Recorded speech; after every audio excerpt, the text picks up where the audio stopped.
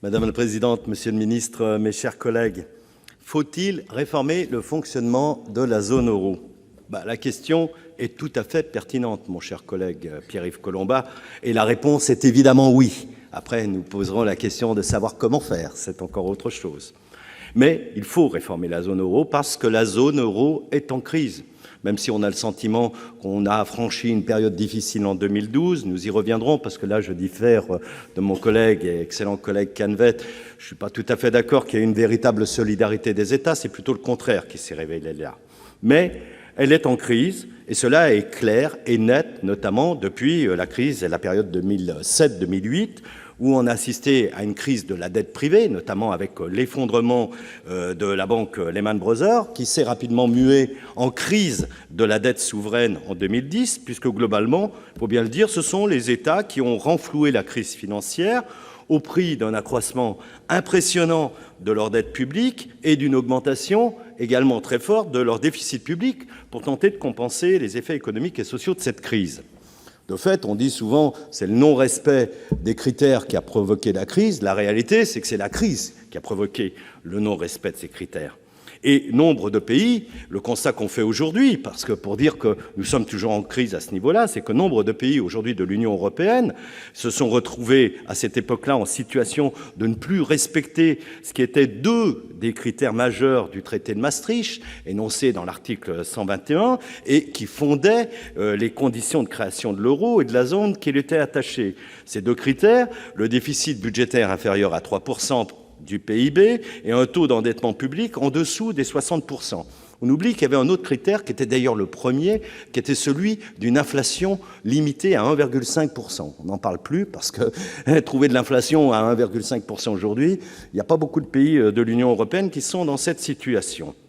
Et si la zone euro est encore là et qu'elle a survécu à la grande crise qu'elle a connue en 2012, après la menace de défaut de la Grèce, mais aussi d'autres États membres, le constat d'échec patent demeure.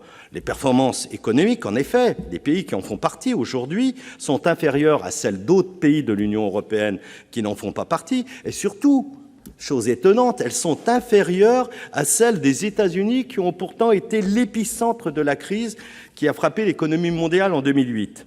Aujourd'hui, à l'intérieur de la zone euro, les disparités financières et économiques se sont accrues. Ils se sont accrus et même certains pays comme l'Allemagne, qui s'en tirent actuellement mieux que les autres, ne sont pas en si bonne situation. Les modèles de croissance fondés par les États membres dits les plus vertueux, en tous les cas au regard des critères de Maastricht, se basent de plus en plus sur un chacun pour soi, à travers lequel le succès de ces derniers se tient au détriment de leurs partenaires, si on peut appeler encore ça partenaire, soit en ce qui concerne l'Allemagne, à travers un excédent budgétaire commercial excessif, ou surtout, pour d'autres pays, à travers des pratiques fiscales relevant clairement et nettement du dumping.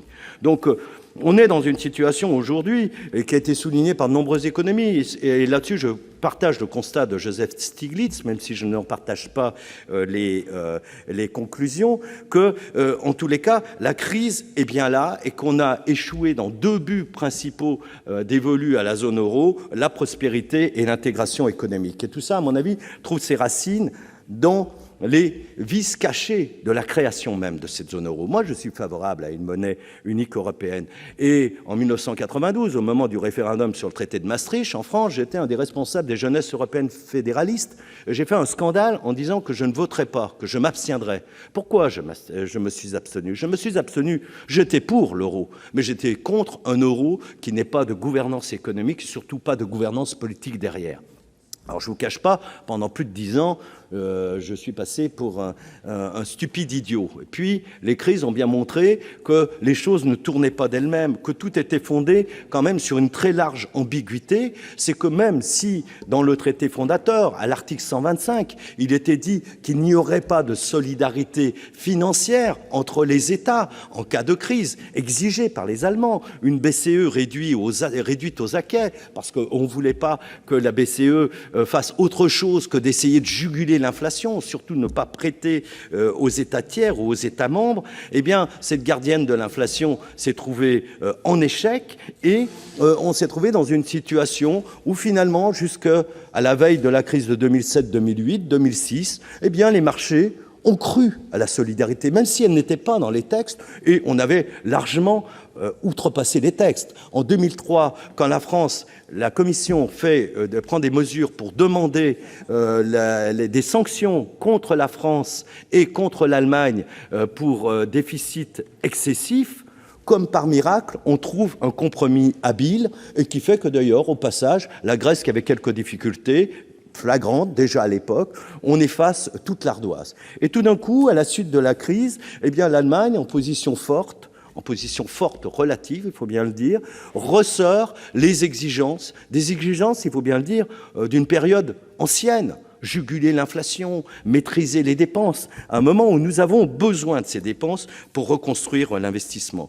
Alors, je dis, il faut trouver des solutions, mais les solutions qui nous sont proposées aujourd'hui, créer un ministre des Affaires économiques et financières de la zone euro, quel gadget! Excusez-moi, on voit déjà ce qu'est Madame Mogherini, l'équivalent d'un ministre des Affaires étrangères, l'absence de poids réel qu'elle a au regard de 28 politiques étrangères différentes. Donc c'est pas là que se situent les choses. Les choses doivent se situer au niveau politique. Il faut, je conclus, retrouver une solidarité financière entre États européens, ou sinon ça n'a pas de sens. Ou sinon ça veut dire qu'un pays comme la Grèce, quand il est en crise, voire Chypre, quand il est en crise, risque de menacer tout l'édifice, alors qu'il ne pèse que quelques pourcents du PIB. Et je dis, là, il va falloir repenser pas seulement les fondements de la zone euro, mais l'organisation globale, les fondations de l'Europe. Je n'ai malheureusement pas le temps de développer, mais je vous remercie pour votre attention. Merci beaucoup.